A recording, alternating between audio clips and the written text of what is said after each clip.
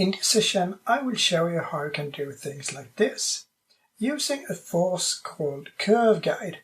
I will also show how you can solve it using curves, but no curve guide. So, two different options to control your particles. I will go through them now, so I will minimize this and go into Blender. And here I have just the default setting, so nothing special here. I think we just use the plane as an emitter for the particles. So select the plane, go to Particle Properties, press the plus sign. Then a lot of particles, use around 50,000, and then we can change the viewport display here, so it will be point and color will be velocity and size will be rather small. So something like this. If I play the animation right now, you can see that everything is falling down because we have gravity. Okay? Now I would like to add a curve guide. So press Shift A, force field, and here we have the curve guide. Then I have two circles, but also a line. It's only that it's not visible because it's following the axis here. So if you press Tab to go to edit mode, you will see it clearly. First of all, I would like to have a starting position where I have the emitter. So I just press GX to move it like this. Then I just extrude it a bit. We'll get it a little bit longer. So just repeat E a couple of times while dragging the curve out. Fine tune with G to move it to your liking. So something like this. And now just press Tab again and we have our curve. If I now run my animation, you can see that all these particles are following this curve perfectly, meaning that no gravitation works, meaning that no force can influence this at all. This is really good thing in some cases, it's a really bad thing in other cases. However, that is a limitation with curve guide. If you're using curve guide, nothing else works. This is what happens. Okay, let's look at the parameters for this force. So we have the curve guide, select it, and then go to Physical Properties. Then we have the minimum distance, and that in those circles it works exactly as other forces, meaning that everything inside that circle will be in full force. And if then using fall off power, it would be weaker outside the minimum distance. So that is how that works. Free is how much the particle should follow this curve. So with 0, everything is following this curve as it is now. And you have it to maximum, can't be 1, only 0.99, meaning that almost all are falling down, but a few amount of particles are going with this curve here. If you think you can change 0.99 to 1, then no. So we'll never get rid of those few that follows the curve. There will always be some on it. Okay? So that is what's free, and then we have a fall off power, and I can show you that as well. You run the animation and then the particle falls off because we are getting weaker power here. To combine speed and the fall off, you press additive. So then you get another pattern when it comes here. So it's slow in the beginning, but it follows the curve slightly better in the beginning. All is depending on what type of speed you have. This because additive works with both speed and fall off, so you can decide if you want to have it a static thing or together with the speed. Talking about speed. Speed is about the lifetime of a particle. So you don't have any strength here because everything is about the lifetime of the particles. So if I go to my emitter and then I go to Particle Properties and I change lifetime to 500 on the particles and then run the animation, then you can see now that it's really slow. It takes a long time for the particles to move on that line. So that is the lifetime. You can put that back to 50 to get some speed and then select the force again. Then go to Physics Property, and here I will talk about the clumping amount. First I set fall off power to 0. Now I put the clamping amount to 1. now look at the width of the curve here. You can see that it's wide here in the start and it's just a point here at the end.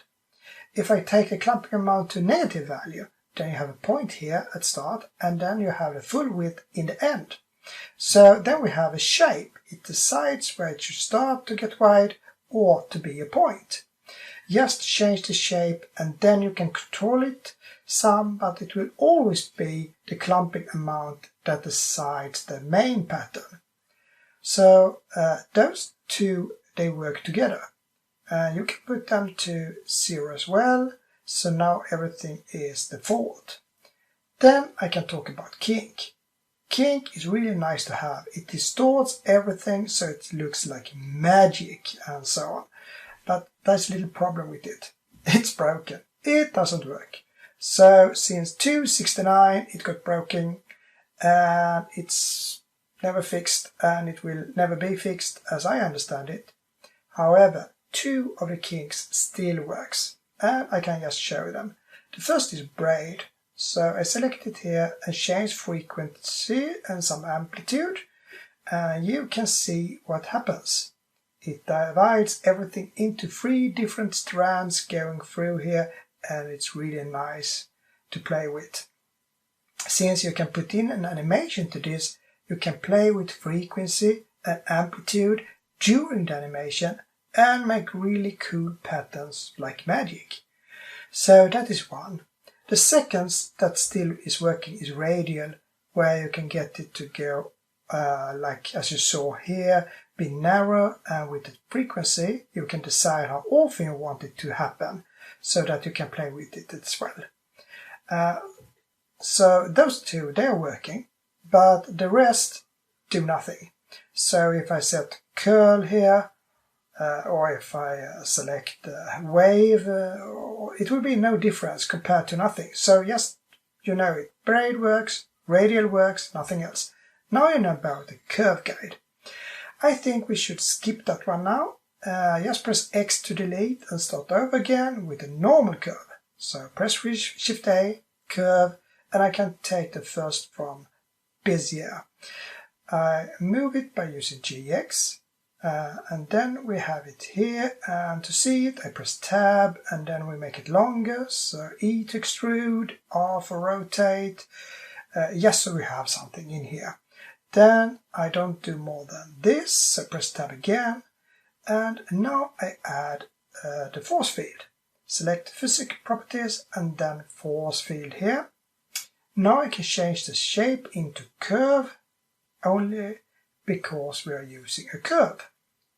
So I change this to curve now, and the thing that we should think about here is when we use the curve guide, then we use this as a starting point for the curve, where we had the emitter. When we're using force together with the curve, then it's better to have the force in the center of the curve. So increase the curve a bit. So press Tab and then use G to move this like it's out like this. Also rotate a bit. And now we have the force in the center of this curve. I do just some small fine tuning. Something like this will be okay, I think.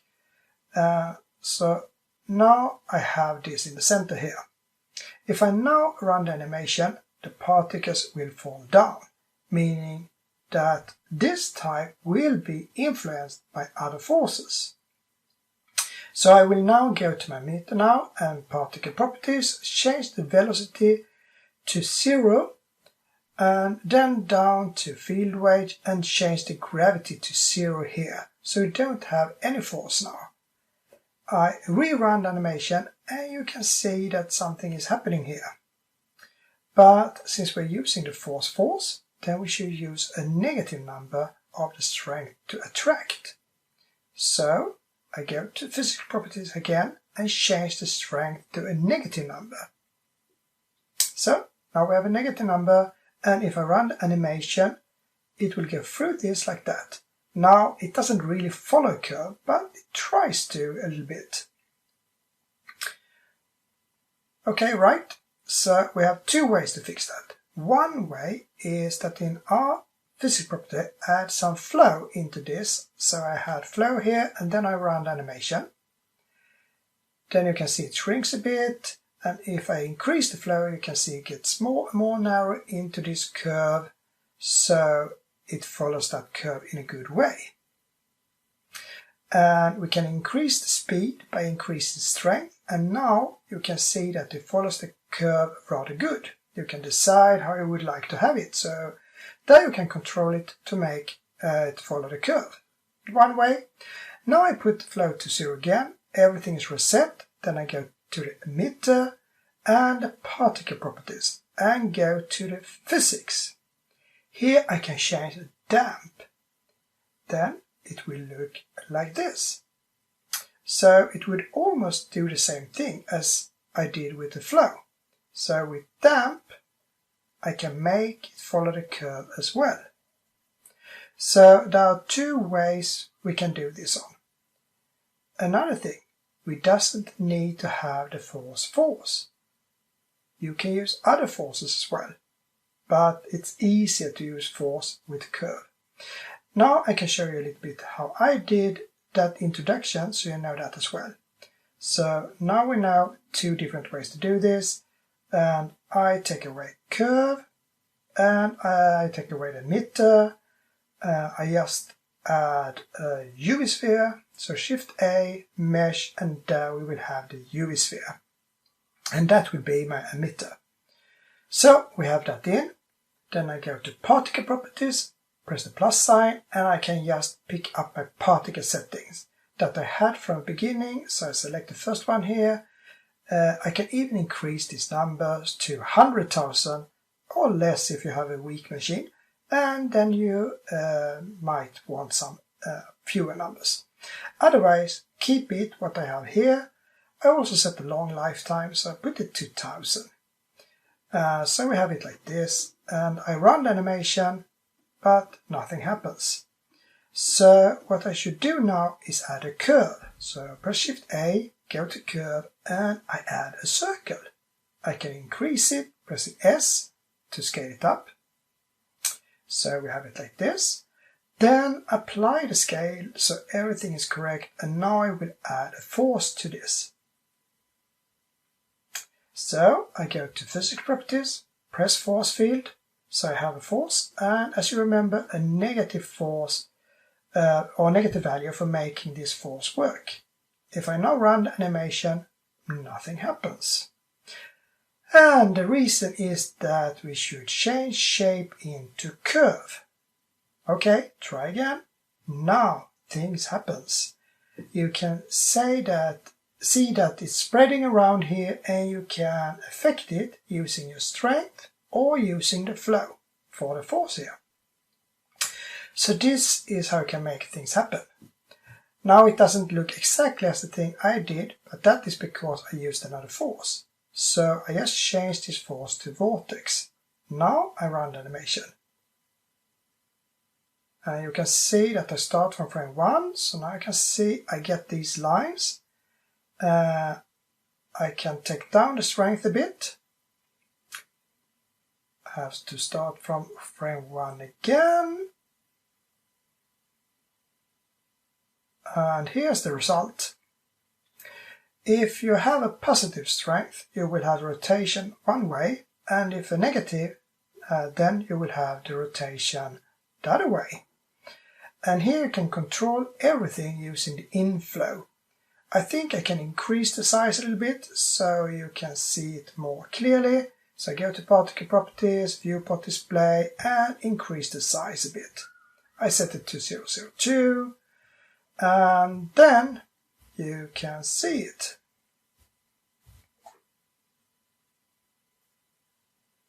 Okay, so this is how I do it. I just change this to vortex, and then everything will rotate, and as I said before, you can play with different types of sources if you want to make everything happen, and you can follow a circle, another type of curve, or whatever shape you like.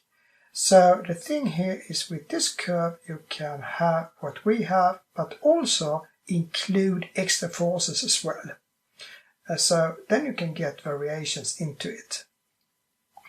So if you want to add some turbulence, wind, or another force, it's just up to you to do it, and that will then react with all the particles as well as this vortex does.